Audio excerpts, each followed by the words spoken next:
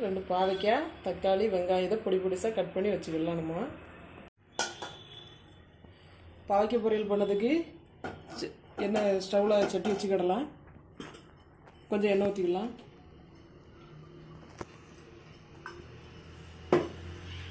எண்ணெய் சூடானதும்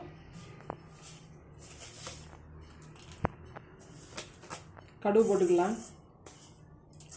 கடுகு பொரியறதுனால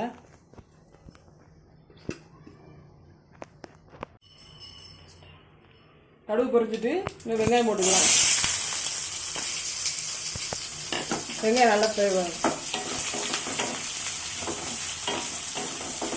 வெங்காயம் நல்லா வசங்கட்டும். 2 நிமிஷம் வெங்காயம் நல்லா வசங்கணும். வெங்காயம் நல்லா வசங்கிடுது. இன்னும் நம்ம கட் பண்ணி வச்சுருக்க பாவக்காய் போட்டுக்கலாம்.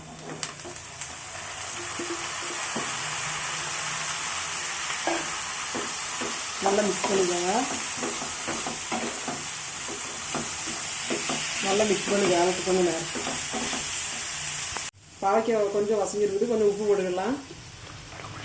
கொஞ்சம் உப்பு போட்டு நல்லா மிக்ஸ் பண்ணிவிட்டு மூடி போட்டு நல்லா வேகட்டோது.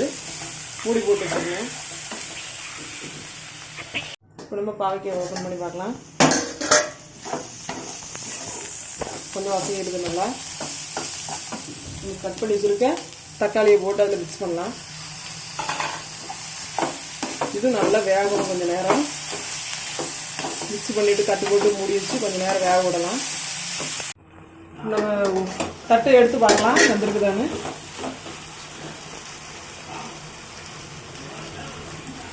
நல்லா வெந்துட்டு பாவக்காய்.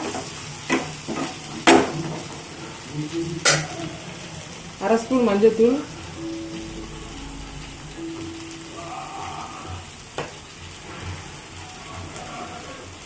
2 ஸ்பூன் சாம்பார் பவுடர் போடுவேன். தேங்காய் எண்ணெய் ஒன்றும் போட வேண்டாம். அதுக்கு சாம்பார் பவுடர் மட்டும் போட்டால் போதும். போட்டு நல்லா மிக்ஸ் பண்ணிக்கோங்க. நல்லது பச்சை வாசனெல்லாம் போட்டு மசாலா பச்சை வாசனெல்லாம் மசாலா பச்சை வாடெல்லாம் நல்லா போயிடுது. உப்பு காரெல்லாம் நல்லா செக் பண்ணி பார்த்துக்கோங்க. ஸ்டவ் ஆஃப் பண்ணிக்கிடலாம். பாவக்காய் பொரியல் ரெடி ஆகிடுது. பாவக்காய் ரெடி ஆகிட்டு பாவக்காய் பொரியல்.